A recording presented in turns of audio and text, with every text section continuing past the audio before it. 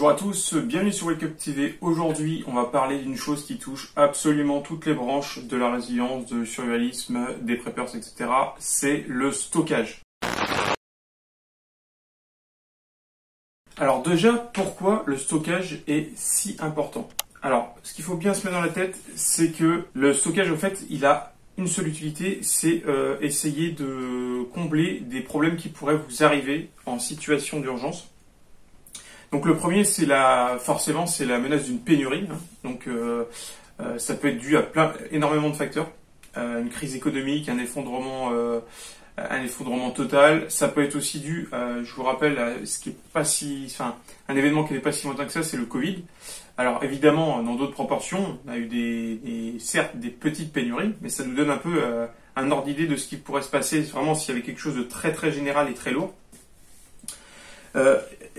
Le stockage en lui-même, en fait, c'est une des bases fondamentales de toutes les préparations, parce que en fait, le stockage va arriver à combler certaines difficultés qui pourraient arriver plus tard.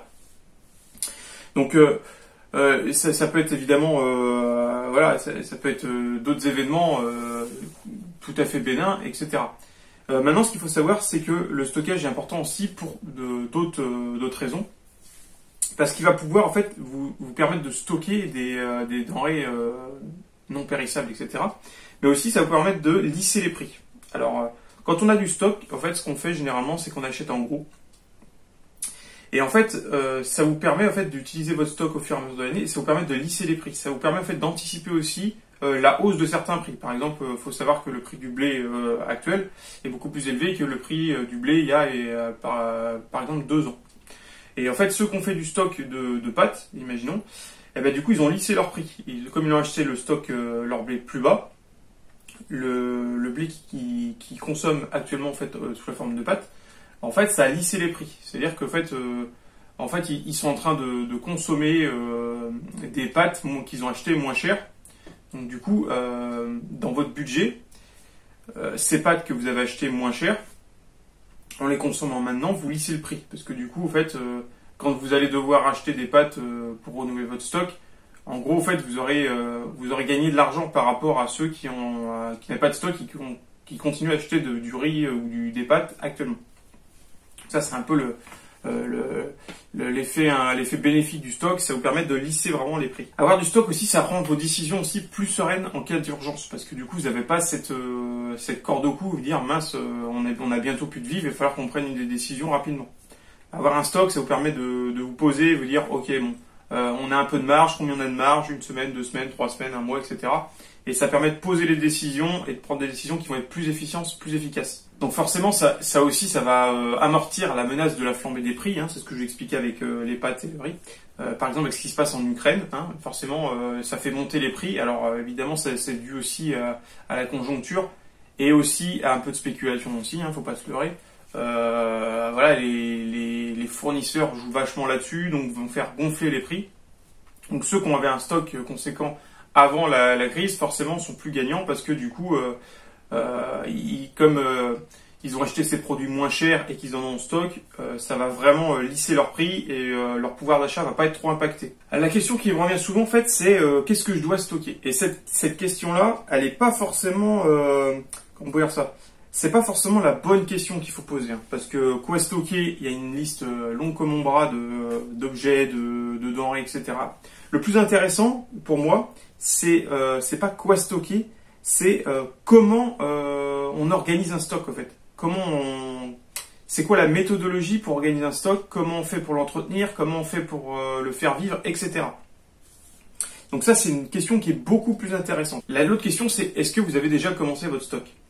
Et du coup, si oui, vous avez sûrement galéré en fait pour trouver une organisation avec du coup votre mode de vie. Parce que là, du coup, vous allez devoir avoir une zone de stockage. Donc, suivant la taille de votre appartement, de votre maison, ça va poser un problème. Dans l'organisation d'achat aussi, ça va poser un problème. C'est vraiment un ordre global qui pose plus de difficultés que quoi acheter finalement. Parce que quoi acheter, c'est tout simplement aller prendre votre voiture, en fait, aller en magasin et acheter des produits. La méthodologie de se dire comment est beaucoup plus compliquée, et ça vous le verrez uniquement que quand vous aurez commencé à vraiment faire votre stock. Donc il y a le lieu, il y a la méthode de rangement, il y a la protection des denrées si jamais c'est un peu isolé de votre maison, imaginons, ça peut être susceptible d'être attaqué par des nuisibles, etc. Toutes ces questions-là, je trouve, sont plus compliquées à répondre que finalement, qu'est-ce que je dois aller acheter demain matin. Moi, ce qui me paraît le plus efficace, c'est déjà d'arriver à différencier les différentes techniques de stockage. Parce qu'il faut savoir qu'il existe 3 différentes techniques de stockage. Donc la première, c'est ce qu'on appelle le stockage d'urgence. Donc c'est un matériel minimum à avoir chez vous, en fait, en permanence. Et alors celui-là, en fait, il est plus destiné comme un minimum vital à avoir chez soi. C'est vraiment destiné à une situation de crise urgente, quoi.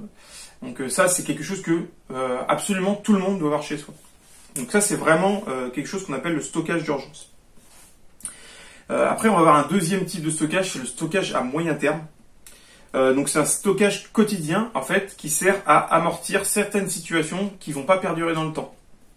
Donc ça peut être plein de choses, ça peut être une mini pénurie de quelque chose, voilà, ça peut être des médicaments, ça peut être c'est vraiment destiné à amortir une espèce de petite crise qui arrive en fait. Donc ça va vous permettre de pas impacter votre mode de vie. Et du coup, le troisième stockage, évidemment, c'est le stockage longue durée, en fait, qui va être plus pour de la résilience, pour de l'autosuffisance.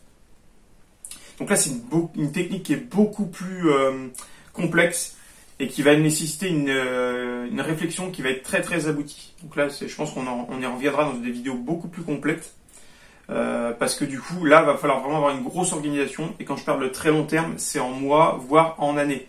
Donc là, vous voyez, la réflexion n'est pas la même. Il y a beaucoup de facteurs qui vont entrer dans cette réflexion-là. Il va y avoir l'organisation, il va y avoir les placements, parce qu'il faut savoir qu'un stock, ça vit. Hein, on n'est pas. Je vois beaucoup de personnes qui ont cette image-là du film un peu post-apocalyptique où il y a un stock et les gens tombent sur un stock. Waouh, le stock, il est là depuis 150 ans sous la terre. Non, en fait, un stock, comment dire ça, un stock réel qui va vraiment vous servir. Il vit le stock. Hein. On s'en sert, on le consomme et en fait, il y a une espèce de roulement. Hein. Oubliez l'histoire de vous faites un placard avec des trucs dedans, vous fermez et vous le rouvrirez que dans 50 balais. Quoi. Ça n'existe pas. Ça c'est un peu l'histoire de la capsule temporelle. Enfin ça, si vous êtes parti dans cette optique-là, vous allez voir qu'à long terme, ça ne fonctionnera pas. Il faut vraiment être dans une réflexion d'un stock qui vit. Le quatrième conseil que je peux vous donner, en fait, c'est de prendre vos temps pour créer un stockage efficace en fonction de votre propre stratégie de survie. Alors ça, c'est important parce que tout est basé sur votre stratégie de survie. Donc je le répète assez souvent dans la vidéo. Vous avez créé en fait une stratégie de survie qui vous est propre en fonction de votre lieu, votre mode de vie, etc. Donc votre stockage, il doit aussi répondre à cette stratégie de survie-là. Vous ne pouvez pas vous permettre en fait de faire, imaginons, 90% de votre appartement en stockage, alors que votre objectif principal, c'est l'évacuation si jamais vous devez partir en cas de crise. On est bien d'accord.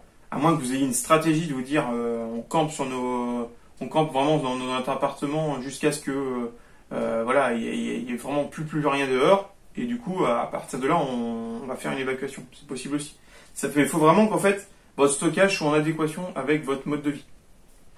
Pareil, si vous habitez dans une grande résidence un peu isolée, votre stockage va être réfléchi à très très long terme. C'est aussi ça, parce que du coup, vous ne bougerez pas en fait de votre domicile, de votre BAD, quoi. Donc ça, faut bien poser les choses. Il faut que vous réfléchissiez vraiment à la technique qui va être le plus efficace et le plus abouti pour vous, pour votre stratégie de survie personnelle. Donc ça, c'est important. Votre stratégie personnelle de stockage ne sera peut-être pas la même que votre voisin ou votre pote qui habite à 100 bornes de chez vous, en fait. Donc ça, il faut bien y réfléchir avant. Et le stockage, il faut savoir, c'est que ça s'applique à absolument tout le monde. Il n'y a pas de différence entre une personne qui va habiter dans un appartement ou d'autres qui va habiter dans une résidence, d'autres qui va partir dans une grande maison, etc. Il y aura toujours ce système de stockage. Maintenant, ce système de stockage, il faut qu'il soit forcément abouti et en adéquation avec votre stratégie de survie. Ça, c'est le plus important. Il ne faut pas qu'il y ait un décalage entre le stockage et votre stratégie de survie. C'est vraiment quelque chose qui vient combler les deux. Et en fait, qui vient renforcer le tout. Si vous avez une réflexion à long terme, vous aurez un stockage à long terme. Si vous avez par contre une stratégie d'évacuation qui va être en premier parce que vous habitez un petit appartement en grande ville, rien ne vous empêche d'avoir un stockage qui va être par exemple un stockage d'urgence, mais on peut aussi imaginer un stockage qui va être quotidien, qui va vous permettre d'anticiper votre départ aussi. Donc ça, c'est peut-être bien aussi d'y réfléchir aussi posément et en fait aboutir à la réflexion. Donc je reviens, c'est inutile de sacrifier 90% de l'espace de votre appartement si votre objectif principal en fait c'est de vous barrer le plus vite possible.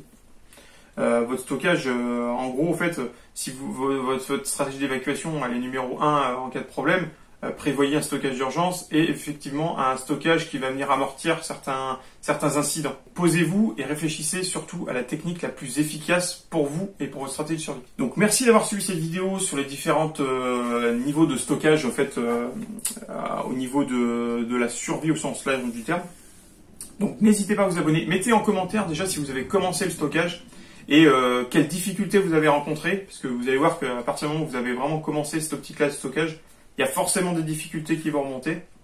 Donc c'est intéressant peut-être de partager ces difficultés-là, parce que peut-être que quelqu'un d'autre, en fait, lui, il a trouvé une solution qui est vraiment topissime par rapport à votre problème.